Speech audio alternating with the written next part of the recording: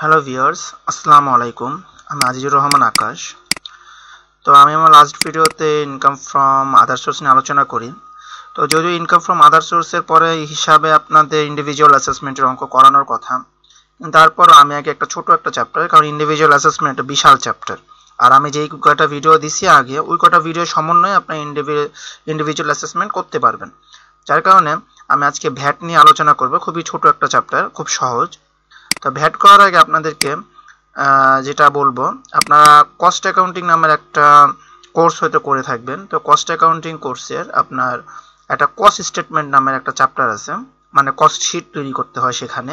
তো সেই ছকটা আপনাদের যাদের যাদের মুখস্থ থাকবে তারা মনে করেন এই ভ্যাটের অঙ্ক করা তাদের কাছে কিছুই না, খুবই ইজি। তো যাই হোক, ধরে নিলাম আপনারা কেউ কস্ট স্টেটমেন্টে মানে কস্ট শিটটা তৈরি করতে পারেন না।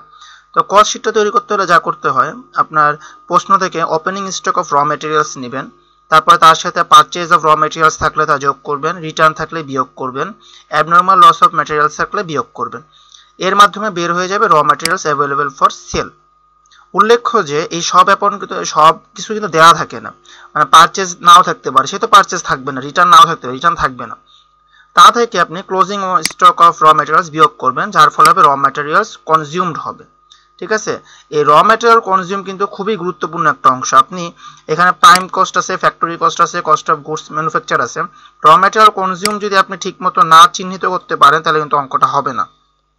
ঠিক আছে, তো র মেটেরিয়াল কনজিউমের পরে ডিরেক্ট ওয়েজ যোগ করবেন, আর আদার ডিরেক্ট এক্সপেন্সেস যদি থাকে তাহলে যোগ করবেন, তাহলে আসবে প্রাইম কস্ট।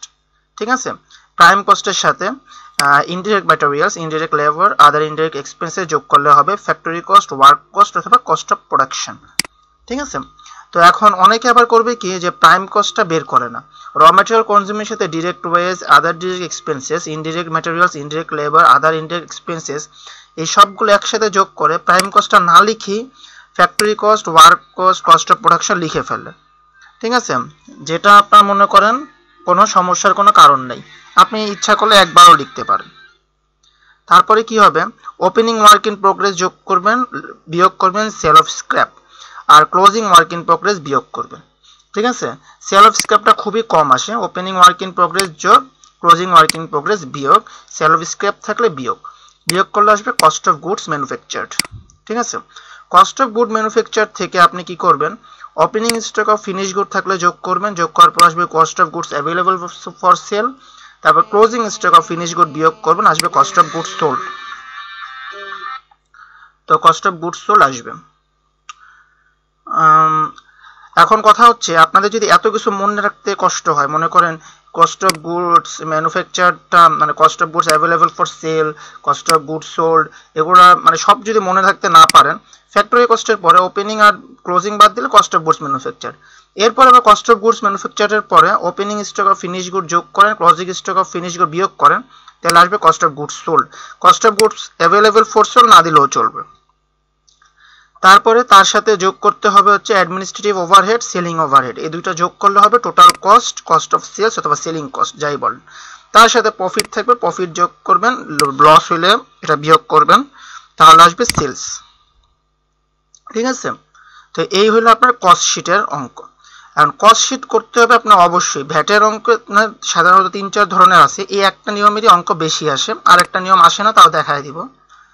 তো আমরা একটা কাজ করি, প্রথমে 21-11-তে আমরা যাই, ইলাস্ট্রেশন 21-11। ঠিক আছে, এখন দেখেন র মেটেরিয়ালস ইনভেন্টরি জানুয়ারি 1 90,000, জানুয়ারি 1 মানে ওপেনিং, তাহলে ওপেনিং স্টক অফ র মেটেরিয়াল কত 90,000, এটা আমরা লেখা ফেলি 90,000। তারপরে কি, এখানে পারচেজ আছে কোনো এক জায়গায়, আমরা পারচেজটা দেখি, পারচেজ অফ র মেটেরিয়ালস 7,50,000, এটা আমরা যোগ করব, যোগ করলে হবে raw materials available for use. আপনার যদি মনে হয় যে এটা আপনার মনে রাখতে কষ্ট হইতেছে, আপনি চাইলে এটা নাও লিখতে পারেন, এই যোগ করে বিয়োগ করে ডাইরেক্ট র মেটেরিয়াল কনজিউম অথবা ইউজ আপনি লিখতে পারেন, কোনো সমস্যা নেই। ঠিক আছে, যেহেতু আমি একটা অঙ্ক বুঝাচ্ছি ভালোভাবে বুঝাইতেছি। তারপরে কি, বিয়োগ করবেন র মেটেরিয়ালস ডিসেম্বর 31 মানে সমাপনী যেটা, হ্যাঁ মানে ending, raw materials inventory December 31 60,000। তো বিয়োগ করার পরে আসলে র মেটেরিয়াল কনজিউম অথবা ইউজড, এটা কিন্তু ভুল করাই যাবে না। আপনি অন্য কোনো জায়গায় মনে করেন ওয়ার্ক কস্টে যদি ভুলে র মেটেরিয়াল কনজিউম লিখা ফেলেন তাহলে কিন্তু অঙ্কটা হবেই না। ঠিক আছে, র মেটেরিয়াল কনজিউম। এরপরে কি, ডিরেক্ট লেবার ম্যানুফ্যাকচারিং ওভারহেড, এই দুটা যোগ করেন। ডিরেক্ট লেবার এখানে আছে, দেখেন আছে। ওয়ার্ক ইন প্রসেস এটা পরে আসবে, এই work in process inventory January December মানে ইন বিগিনিং আর ক্লোজিং এটা পরে আসবে। ফিনিশ গুডও পরে আসবে। হ্যাঁ, এখানে purchase of raw materials, direct labour আসবে, ম্যানুফ্যাকচারিং ওভারহেড আসবে। এখন ডিরেক্ট লেবার যোগ করার পরে এখানে র ম্যাটেরিয়াল কনজিউমের সাথে আপনি ডিরেক্ট লেবার যোগ করে আপনি প্রাইম কস্ট লিখতে পারতেন। তারপরে আবার ম্যানুফ্যাকচারিং ওভারহেড মানে আপনার এই যে ছকটা যেটা আমরা করলাম একটু দেখাইলাম আমি, দেখেন ডিরেক্ট লেবার যোগ করলে ডিরেক্ট ওয়েজ বা ডিরেক্ট লেবার এই আদার একই কথা প্রাইম কস্ট হয়, তার সাথে ম্যানুফ্যাকচারিং ওভারহেড যেটা আছে ওটা যোগ করলে ফ্যাক্টরি কস্ট হয়। আমি কি করলাম, প্রাইম কস্টটা আমার লিখতে মন চাইতেছে না, কি করলাম ডিরেক্ট লেবারের সাথে ম্যানুফ্যাকচারিং ওভারহেড যোগ করে ডাইরেক্ট ফ্যাক্টরি কস্ট লিখা দিছি। ঠিক আছে, তো আশা করি বুঝতেই পারতেছেন। তো work cost, factory cost, manufacturing cost পর্যন্ত বুঝলাম। এরপরে কি যে ছক অনুযায়ী আমরা একটু ছকটা আরেকবার দেখি। দেখেন এখানে ছকে কি আছে, তারপরে opening work in process, sale of scrap, closing work in progress. আচ্ছা আমরা ওয়ার্ক ইন প্রসেসে যাই। তো ওয়ার্ক ইন প্রসেস জানুয়ারি 1 1,80,000, ও work in process inventory December 31 1 lakh. তো এটা হলো ওপেনিংটা যেটা সেটা যোগ হবে, আর ক্লোজিংটা যেটা সেটা বিয়োগ হবে। ঠিক আছে, এই যোগ বিয়োগ করলাম, আসলে 1,65,000 টাকা, 16,50,000 টাকা সরি। তো এটা হচ্ছে কস্ট অফ গুডস ম্যানুফ্যাকচার্ড। তারপরে আবার আপনার এরপরে আপনার করতে হবে যেটা ফিনিশ গুডস। হ্যাঁ, ওপেনিং ফিনিশ গুড যেটা জানুয়ারি 1 এটা ওপেনিং, এটা যোগ করলে হবে cost of goods available for sale. আর ক্লোজিং ফিনিশ গুড যেটা ওটা বিয়োগ করলে হবে কস্ট অফ গুডস সোল্ড। আর কস্ট অফ গুডস সোল্ডের সাথে অ্যাডমিনিস্ট্রেটিভ এক্সপেন্স আছে, সেলিং এক্সপেন্স আছে, এই প্রশ্নেই দেওয়া আছে। আপনারা দেখেন এই যে অ্যাডমিনিস্ট্রেটিভ এই সেলিং এক্সপেন্স 1,40,000, অ্যাডমিনিস্ট্রেটিভ 2,70,000। উল্লেখ্য কিছু কিছু বই অ্যাডমিনিস্ট্রেটিভ এক্সপেন্স আর সেলিং এক্সপেন্স যোগ করে না, আবার ম্যাক্সিমাম বই যোগ করে। সেই ক্ষেত্রে যোগ করাটাই আমার মনে হয় বেটার, তাও আপনাদের শিক্ষকদের কাছে একটু মতামতটা গ্রহণ করবেন। কারণ যোগ করার পর আসলে টোটাল কস্ট। ঠিক আছে, এটা হলো সম্পূর্ণ কস্ট অ্যাকাউন্টিং এর অঙ্কটাই। টোটাল কস্ট বের করলাম, তারপরে কি প্রফিট যোগ করবে। এখানে বলা আছে 15% প্রফিট ধরতে কস্টের উপরে, ইফ দ্য রেট ইজ 15%। ঠিক আছে, তো 15% প্রফিট অন কস্ট। আচ্ছা, profit on cost, profit cost কত, এটা 2,11,000, তার উপরে আমরা 15% কস্ট ধরলে হলো এটা, তার উপরে সেলিং প্রাইস ধরলাম। তো সেলিং প্রাইস আপনার এটা যোগ করলে প্রফিট আর এই কস্টটা যোগ করলে সেলিং প্রাইস আসবে। এখন হচ্ছে ভ্যাট বের করব। ভ্যাটের সূত্রটা হচ্ছে সেলিং প্রাইস থেকে আপনি র ম্যাটেরিয়াল কনজিউম বিয়োগ করবেন, তার সাথে 15% দিয়ে গুণ করবেন। সেলিং প্রাইস কত, এই অ্যামাউন্টটা, আর র ম্যাটেরিয়াল কনজিউম এই যে আমি লাল কালি দিয়ে দিছি এই অ্যামাউন্টটা।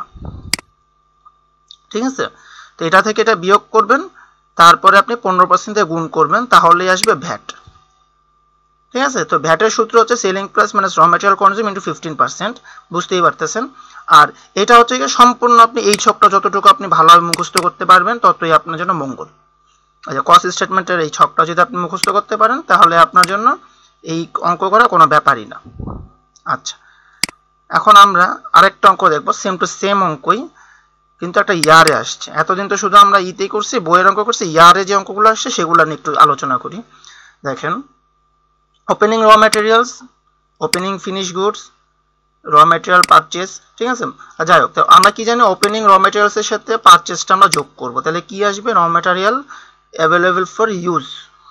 এই দেখেন, ওপেনিং র materials, purchase of raw materials যোগ করলে আসলো র ম্যাটেরিয়াল অ্যাভেলেবল ফর ইউজ।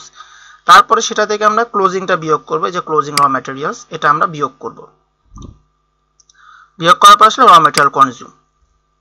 ঠিক আছে, তারপরে ডিরেক্ট লেবার আছে। এই অঙ্কে আমি ডিরেক্ট লেবার আমার মন চাইছে প্রাইম কস্টটা লিখি, সে কারণে আমি লিখছি। ডিরেক্ট ওয়েজ 90,000, ডিরেক্ট লেবার হচ্ছে নাই, কিন্তু আমি কি লেখান লেবার লেখা ফেলছি। ও আচ্ছা, দেখি একটু, আচ্ছা আচ্ছা আচ্ছা, একটু টাইপিং মিস্টেক হয়েছে, এটা ডিরেক্ট লেবার হবে। তো ডিরেক্ট লেবার ডিরেক্ট ওয়েজ হবে, ডিরেক্ট ওয়েজেস। ঠিক আছে, ডিরেক্ট ওয়েজেস 9,000, এটা যোগ করলে হলো প্রাইম কস্ট। প্রাইম কস্টের পরে আপনাকে কি করতে হবে, ফ্যাক্টরি ওভারহেড আছে হয়তো, কোথায় ফ্যাক্টরি ওভারহেড, এই যে ফ্যাক্টরি ওভারহেড, এটা আপনাকে যোগ করতে হবে। তারপরে আপনার ডেপ্রিসিয়েশন অন মেশিনারি, এটাও কিন্তু একটা ফ্যাক্টরি ওভারহেডের অংশ। ঠিক আছে, ফ্যাক্টরি ওভারহেড আর ডেপ্রিসিয়েশন অন মেশিনারি এই দুটা কিন্তু যোগ করতে হবে একসাথে একই ঘরে। ঠিক আছে, ফ্যাক্টরি আপনি এই যে ছকটা আরেকবার দেখাই, এই দেখেন, ডিরেক্ট লেবার না, এটা তো ছক না, সরি, কস্ট স্টেটমেন্ট। আচ্ছা, এই যে ফ্যাক্টরি কস্টে কি বলছে দেখেন, indirect materials, indirect labour, other indirect expenses. এই আদার ইনডিরেক্ট এক্সপেন্স হচ্ছে গিয়ে বোঝাচ্ছিল একটা ফ্যাক্টরিতে যেই কাজ করা হয় সেটা। এন্ড ফ্যাক্টরিতে কি কাজ করা হয়, ফ্যাক্টরি ওভারহেডটা মানে ইনডিরেক্ট এক্সপেন্সের একটা অংশ। আর আপনার যদি বুঝতেও কষ্ট হয়, ডিরেক্ট কথা যদি না থাকে, ডিরেক্ট ম্যাটেরিয়াল, ডিরেক্ট লেবার এগুলো কথা যদি বলা না থাকে, অন্য কোনো থাকে, তাহলে আপনারা ফ্যাক্টরি দিয়ে বসাই দিতে পারেন। কারণ ওয়ার্ক ইন প্রসেস তো লেখাই থাকে, আবার ফিনিশ গুডও লেখাই থাকে, অ্যাডমিনিস্ট্রেটিভ সেলিংও লেখাই থাকে, সেই কারণে বললাম আর কি। আচ্ছা, তাহলে বুঝতে পারলেন depreciation on machinery, factory overhead, এই দুটা হচ্ছে গিয়ে ইনডিরেক্টের অংশ, যার কারণে এখানে যোগ করে আপনার আসতেছে ওয়ার্ক কস্ট। ওয়ার্ক কস্টের পর ওপেনিং ফিনিশ গুড যোগ করেন আর ক্লোজিং ফিনিশ গুড বিয়োগ করেন, তাহলে আসবে হলো কস্ট অফ গুডস সোল্ড। আর কস্ট অফ গুডস সোল্ডের সাথে আপনি কি করবেন, অ্যাডমিনিস্ট্রেটিভ বা সেলিং এক্সপেন্স যেটা দেওয়া আছে এখানে, অ্যাডমিনিস্ট্রেটিভ ৭৭,০০০ আর সেলিং এক্সপেন্স ৮৩,০০০, এটা যোগ করেন, তাহলে আসবে হচ্ছে গিয়ে আপনার টোটাল কস্ট। এখন টোটাল কস্ট থেকে পরে আপনাকে এখানে কত পার্সেন্ট প্রফিট বলছে দেখি, 25%। তো 25% যেহেতু প্রফিট বলছে, সেহেতু 25% প্রফিট এই কস্টের উপরে ধরেন, তো আসলো সেলস। এখন সেলসের পরে আমরা ভ্যাট বের করবো। ভ্যাট হলো কি, sales minus raw material consume. Raw material consume কত, এই যে 4,50,000 টাকা। তো সেলস থেকে আমরা এটা বিয়োগ করব, বিয়োগ করার পরে 15% দিয়ে গুণ করব।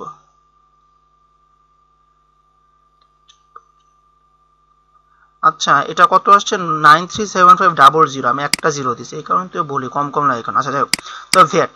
এখন আমি এখানে একটা নোট লিখি, cost of machine will not mention in cost statement. আমি একটা অঙ্ক দেখছিলাম যেখানে কস্ট অফ মেশিন দেওয়া আছে, কস্ট অফ মেশিন দেওয়ার পরে দিয়ে দিছে ডেপ্রিসিয়েশন অন মেশিন 15%। যে এই যে এখানে আপনি ডেপ্রিসিয়েশনটা যে আমরা লিখলাম, ডেপ্রিসিয়েশন অন মেশিনারি, এটা যেমন ডিরেক্ট দিয়ে দিছে, একটা অঙ্কে দেখছিলাম যে ডিরেক্ট দিয়ে দেয় নাই, কস্ট অফ মেশিন দিয়ে তারপরে বলছে 15% মেশিনারি ডেপ্রিসিয়েশন ধরতে। তো ডেপ্রিসিয়েশন অন মেশিনারি তো ফ্যাক্টরির একটা অংশ, যার কারণে ওয়ার্ক কস্ট, ডিরেক্ট প্রাইম কস্টের পরে এটা যোগ করে ওয়ার্ক কস্ট হয়।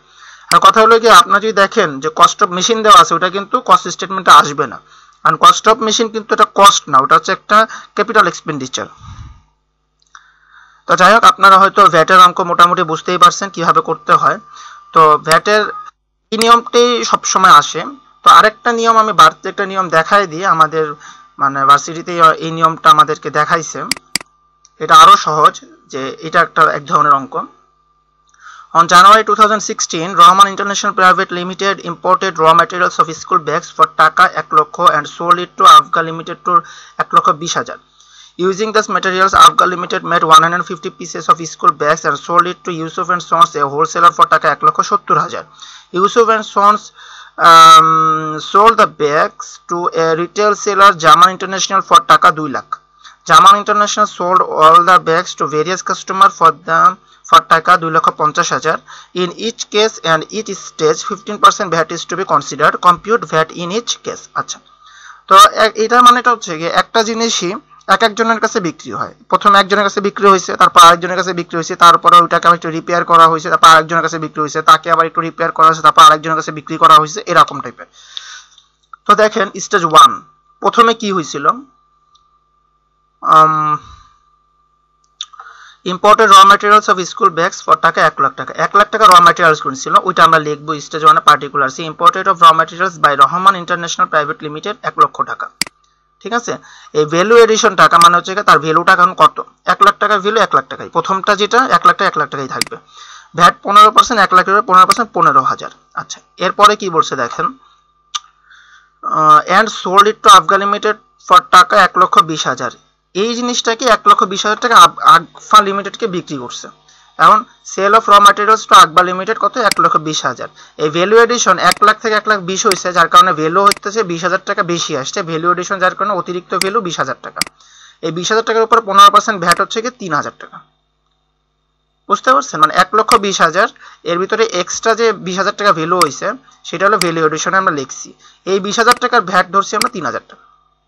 আচ্ছা, তারপরে আমরা দেখি আবার, using these materials, Akbar Limited made 150 pieces of school bags and sold it to Yusuf and Sons, wholesaler, for টাকা 1,70,000। তো 1,70,000 টাকা দিয়ে মানে 1,20,000 টাকার র ম্যাটেরিয়ালসকে আপনার 150 পিস স্কুল ব্যাগ তৈরি করছে, করার পরে 1,70,000 টাকা বিক্রি করছে। তো 1,70,000 টাকা বিক্রি করার কারণে আবার ভ্যালু এডিশন হয়েছে কত 50,000, মানে আগে 1,20,000 টাকা ছিল, এখন হয়েছে 1,70,000, তারপর 50,000 টাকা ভ্যালু এডিশন হয়েছে এখানে। তারপর 50,000 টাকা আবার 15% হচ্ছে 7,500 টাকা। মানে প্রতিবার বিক্রি করার ফলে যে এক্সট্রা ভ্যালু হয় তার আপনার মানে ভ্যাট রেট অনুযায়ী 15% অনুযায়ী ধরতে হবে।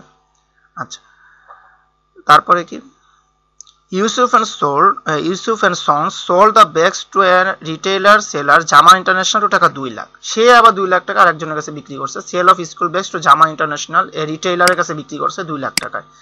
তো এখন দেখেন আগে ছিল 1,70,000, ওটা আবার বেড়ে 2 লাখ টাকা হয়ে গেছে। তো কি এক্সট্রা ভ্যালু কত হয়েছে 30,000, এর উপরে আবার সরকার ভ্যাট করছে 4,500 টাকা। আচ্ছা, তো এরপরে কি Zaman international sold all the bags to various customer, বিভিন্ন কাস্টমারকে বিক্রি করছে 2,50,000 টাকায়। তো দেখেন 2,50,000 টাকা বিক্রি করছে, যার মানে এক্সট্রা ভ্যালু কত এবার 50,000 টাকা, যার ভ্যাটে 15% যদি 50,000 হয় 7,500 টাকা। এই মানে সরকার এখন বোঝা যাচ্ছে যে আপনার এই 1 লক্ষ টাকার যে র ম্যাটেরিয়ালসটা এটা বিভিন্নভাবে যেহেতু মানুষজন ইউজ করছে, সরকার এই 1 লক্ষ টাকার উপরে টোটালি আপনার 37,500 টাকা ট্যাক্স পেয়ে গেছে। এটা হচ্ছে কি অন্য সিস্টেম একটা ভ্যাট ক্যালকুলেশন আছে অন্য রকমের, ওইটা আর কি compute VAT in each case বলছে, এরকম আপনারা ছক করে করবেন। তো 25, এটা হচ্ছে গিয়ে টোটাল ভ্যালু অ্যাড হয়েছে যেটা ওইটা, মানে যদিও এক এক সময় দাম বাড়ছে কমছে, কিন্তু 2.5 লাখ টাকাই হচ্ছে গিয়ে টোটাল ভ্যালু হয়েছে যোগ করার পরে এক্সট্রা বাড়ছে। আর 37,500 টাকা হচ্ছে ভ্যাট। আর এটা কি the total VAT amount this টাকা 37,500 which is ultimately borne by the final customer. তো যাই হোক, এই হলো ভ্যাটের অঙ্ক। আশা করি ভ্যাটের অঙ্কে তেমন কোনো সমস্যা হবে না, খুবই ইজি অঙ্ক। যারা কস্ট অ্যাকাউন্টিংয়ে কস্ট শিটটা ভালো করে পড়ছেন তারা এই অঙ্কটা খুবই সহজে পারবেন আশা করি। আর আরেকটা কথা, কিছু কিছু বইয়ে আপনার কস্ট অফ গুডস সোল্ডের পরে যে অ্যাডমিনিস্ট্রেটিভ ওভারহেড সেলিং ওভারহেড যোগ করে নাই, কেন করে নাই আমি ঠিক জানি না, কিন্তু ম্যাক্সিমাম টিচাররাই বলতেছে এটা যোগ করাটা উচিত, কারণ এটা একটা যেহেতু সেলস প্রাইস বের করতেছি, আর কস্ট অ্যাকাউন্টিং আমরা পড়ছিলাম যে সেলস প্রাইস বের করতে হলে এই দুটো যোগ করতে হয়, কারণ এটা একটা অ্যাকাউন্টিংয়ের একটা অঙ্ক সেলিং প্রাইস বের করার জন্য। তো ভ্যাটের অঙ্কে আর সমস্যা থাকার কোনো কথা না। আশা করি ভিডিওটি সবার ভালো লাগছে। যারা দেখতেছেন তাদেরকে অসংখ্য ধন্যবাদ। আর ভিডিওটি যদি ভালো লাগে অবশ্যই লাইক কমেন্ট শেয়ার তো করবেনই, তাহলে আমরা বেশি বেশি উৎসাহ পাই ভিডিও বানানোর জন্য। আর যাদের এই ভিডিওটি কাজে লাগবে বলে আপনাদের মনে হয় তাদেরকে অবশ্যই শেয়ার করবেন, কারণ যত শেয়ার হবে তত ভিউ হবে, আর যত ভিউ হবে আমরা ততটাই আশা পাই যে ভিডিও বানিয়ে যে হ্যাঁ আমরা হয়তো সত্যি কারো উপকারে আসতেছি। তাহলে এই পর্যন্তই। আসসালামু আলাইকুম ওয়া রাহমাতুল্লাহি ওয়া বারাকাতুহু।